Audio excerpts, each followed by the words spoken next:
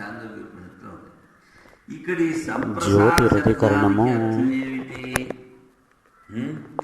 లేకపోతే ఈ సంప్రసాదము అని చెప్పిన ఈ వాక్యములో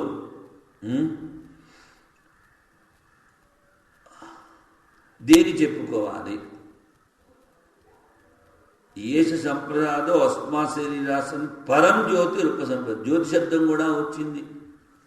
ఈ జ్యోతి శబ్దము బ్రహ్మపరమ లేకపోతే ఏమన్నా జ్యోతిపరమ అనేటువంటి ప్రత్యుదాహరణ సంగతి ఇక్కడ. సంశయం ఏమిటి? ఈ జ్యోతి శబ్ద వాచ్యం ఆదిత్యుడా పరబ్రహ్మమా? జ్యోతి శబ్దము ఆదిత్యుల్లో రూఢం. అందుకని పూర్వపక్ష అంటాడు ఆదిత్యుణ్ణి తీసుకోవాలి. సముత్థాయ ఉపసంపద్య. సముత్థాయ అంటే పైకి లేవనెత్తి, ఉపసంపత్తి అంటే పొందుట. సూర్యమండలంలోకి పోతాడు అనేటువంటి అర్థం కూడా వస్తుంది కనుక ఇక్కడ జ్యోతి శబ్దానికి సూర్యుడు అని చెప్పాలి. సిద్ధాంత అంటాడు ఈ సముత్థానము అనేటువంటి పదానికి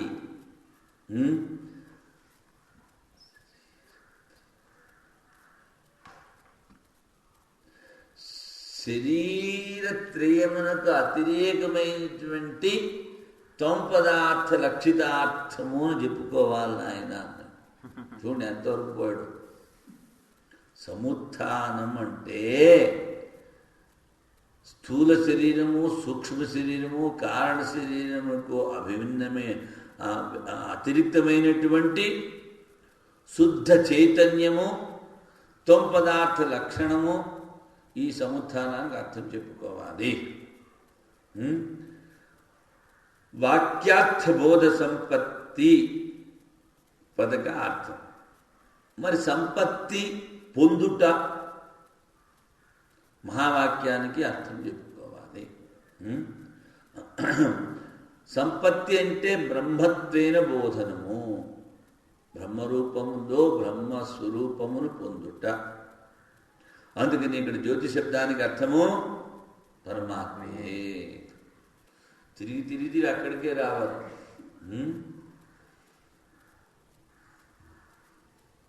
ప్రాత ఘట్టకుటి న్యాయం అంటారు. అది పూర్తిగా నాకు గుర్తు రావట్లేదు.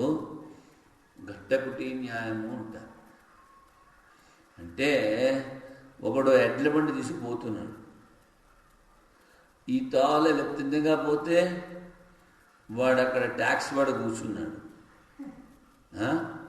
అందుకని వాడు అనుకున్నాడు ఇలా తిన్నగా పోవడం ఎందుకు, ఇలా అడవిలో తిరిగి తిరిగి వాడిని తప్పించుకుపోదామని వాడు రాత్రి బండిని అడవిలోకి తీసుకెళ్ళాడు. తిరిగి తిరిగి తిరిగి పొద్దున వచ్చి ఇంక పొద్దున అవుతుంది లేని బండి నిలబెట్టేటప్పుడు ఎక్కడున్నాడో ఆ ట్యాక్సీ ఆఫీస్ ఎదురుగుండా కూర్చున్నాడు. ట్యాక్సీ బాక్స్ వచ్చి అదేమిటంటే ప్రాతకాల ఘట్టకుటి న్యాయం ఇదంటారు. అలాగా నువ్వు ఎక్కడ చెప్పు ఏమిటి చెప్పు తిరిగి తిరిగి తిరిగి ఆ బ్రహ్మ దగ్గరికి రావాలి.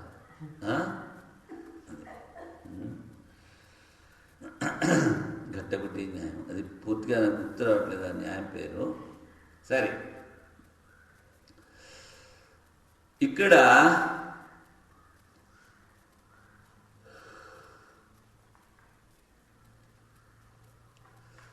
ఛాందోగ్యే అష్టమాధ్యాయే ప్రజాపతి విద్యాయాం ఆమ్నాయతే.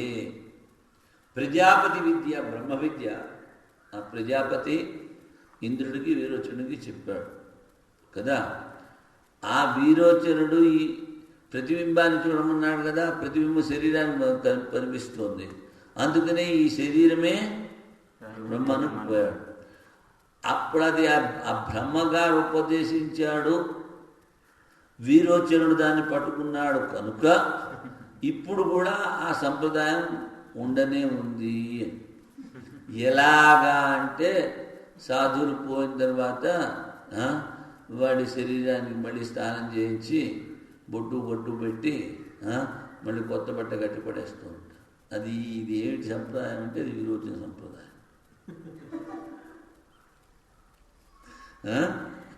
ఎందుకంటే నేను బ్రహ్మగారి దగ్గర నేర్చుకున్నాడు కదా. అంటే అక్కర్లేదు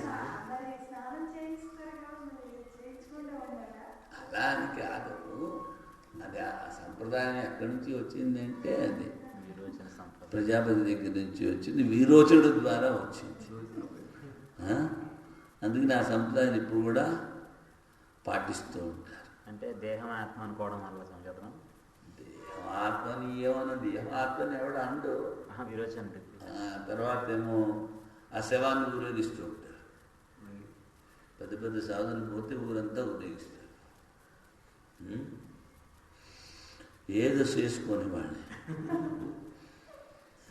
ఏష సంప్రసాదో అస్మా శరీరా సముత్థాయ. సంప్రసాదము అంటే జీవుడు సంప్రసాదం.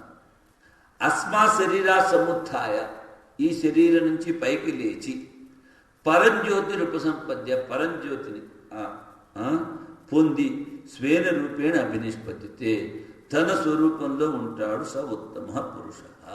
చూడండి, అస్య అయం అర్థ సమ్యక్ ప్రసీదతి అస్యాం అవస్థాయాం ఇది సంప్రసాద సుషుప్తి. సంప్రసాదం అంటే సుషుప్తి. తస్యాం అవస్థాయాం తద్వాన్ జీవో ఉపలక్ష్యతే, జీవుడు ఉపలక్షణం. ఏష జీవో అస్మా శరీరా సముత్థాయ, ఈ జీవుడి శరీరం నుంచి పైకి లేచి పరంజ్యోతి, ఆ పరమజ్యోతిని ఉత్తమ పురుషుని పొందుతాడు. జ్యోతి శబ్దవాచ్యే ద్వేధా సందిగ్ధే. ఈ జ్యోతి శబ్దానికి రెండు సంశయాలంట. ఏమిటి? రవిమండలం తావత్ ప్రాప్తం కుతః, సూర్యమండలం.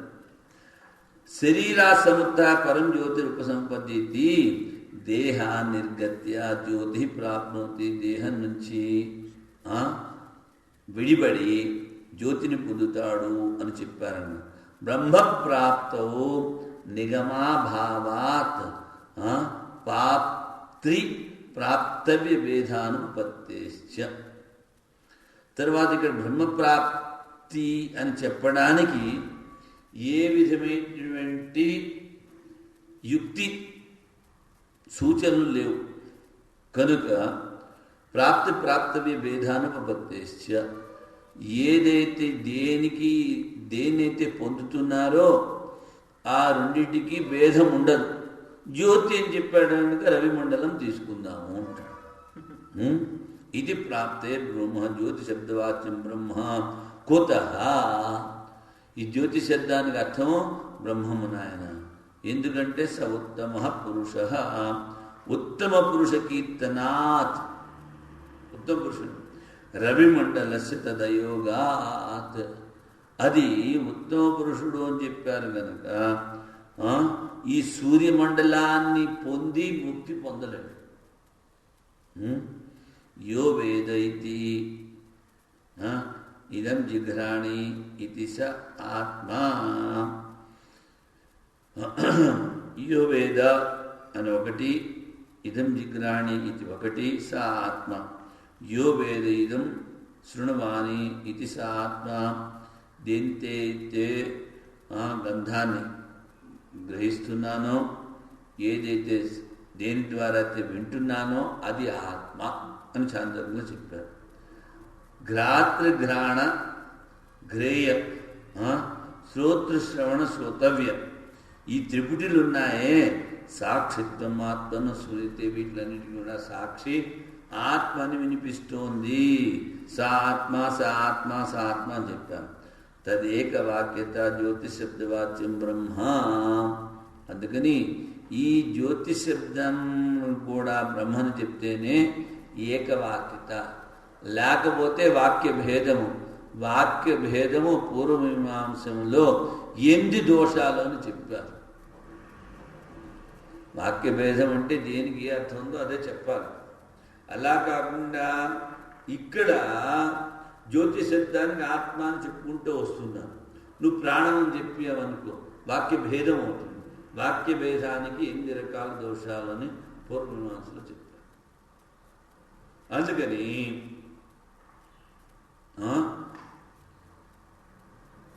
తదేకవాక్యత, ఏకవాక్యము జ్యోతి శబ్దానికి బ్రహ్మం అని చెప్తేనే కుదురుతుంది నాయన. యదుక్తం శరీరా సముత్థ పరం జ్యోతిరుపసంపద్య, శరీరం నుంచి బయటికి వచ్చి జీవుడు పరమజ్యోతిని పొందుతాడు అని చెప్పారే. ఏతద్ బ్రహ్మపక్షేన సంభవతి, శరీరం నుంచి పైకి వచ్చుట, తర్వాత జ్యోతితో ఏకమవుట, ఇది బ్రహ్మము కాదు అని చెప్పావే. ఈ రెండు యుక్తులు అది కూడా సరికాదు. ఎందుకని? నహి అత సముత్థానం నిర్గమనం. సముత్థానం అంటే పైకి లేచుట, శరీరం నుంచి బయటికి రావడం కాదు. కిం తర్హి తం పదార్థస్య జీవస్య శరీరత్రయా వివేకః, మూడు శరీరముల కన్నా వేరు ఈ చైతన్యము అనేటువంటి వివేకం. నాపి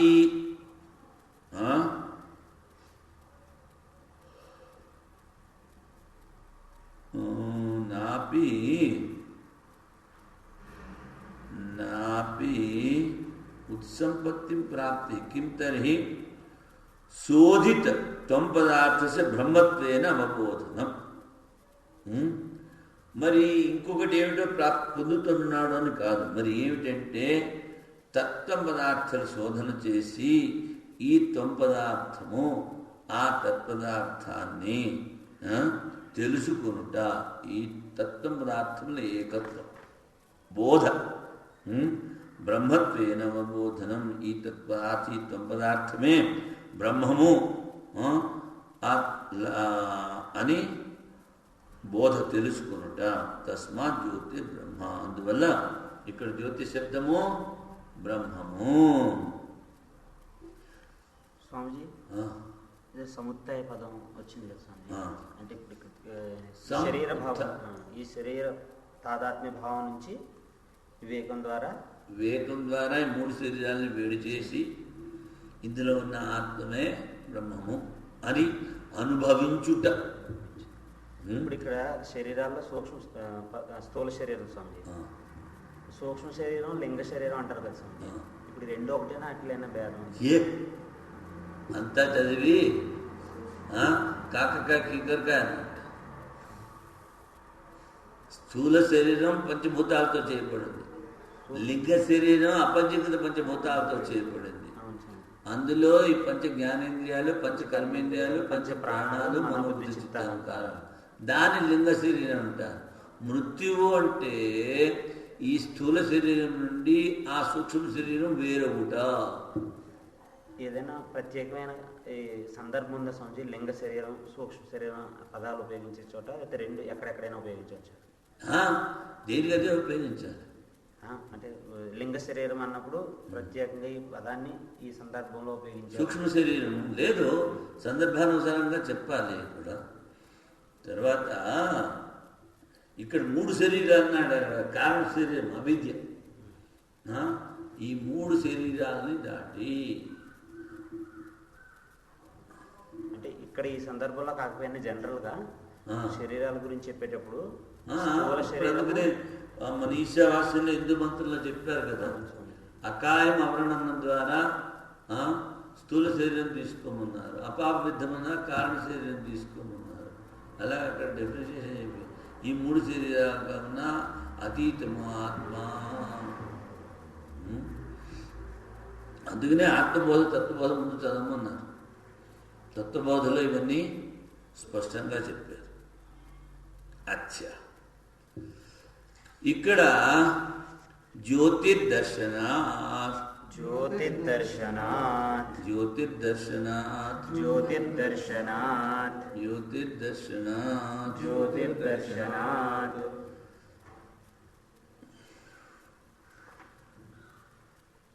ఈ ప్రకరణంలో ఈ జ్యోతి శబ్దం పరబ్రహ్మమే. ఎందుకు అంటే ఏ ఆత్మ భతపాత్మ అనే ప్రకరణాన్ని ఈ ఆత్మని అన్వేషణ చెయ్యాలి అని చెప్పారు కదా. విజిజ్ఞాసిత దీన్ని తెలుసుకోవాలి అని చెప్పారు. ఈ విధంగా ప్రతిజ్ఞ చేసి అనువృత్తి దర్శనాత్ ఆత్మ గురించే చెప్పారు. దీన్నే వెతకాలి, దీన్నే తెలుసుకోవాలి అని ఆ ఆత్మని చెప్పి దాని మళ్ళీ అనువృత్తి, దాన్ని మళ్ళీ ఇంకా ముందుకు చెప్పారు కనుక పరంజ్యోతి సౌత్తమ పురుష అని అనువృత్తి దర్శనాత్, జ్యోతి అనువృత్తి దర్శనాత్ పరమాత్మ ఏవా. ఎందుకని ముందు ఈ ఆత్మని వెతకాలి, ఈ ఆత్మను తెలుసుకోవాలి అని చెప్పి ఆఖరిలో పరంజ్యోతి సౌత్తమ పురుష అని చెప్పారు కనుక జ్యోతిష్ శబ్దము పరబ్రహ్మమే, ఆదిత్యగత తేజము కాదు. గీతలో కూడా చెప్పారు, యదాదిత్యగతం తేజం జగద్భాసయతే అఖిలం చంద్రమస్య యచ్ఛాగ్నో తత్తేజో విద్ధి మాం. తేజం అంటే ఇక్కడ ఆదిత్యం కాదు, తత్తేజ వానిలో ఉండి వాన్ని వెలిగింపు చేసేటువంటి తేజస్సు నేనే. అచ్చా, దీని తర్వాత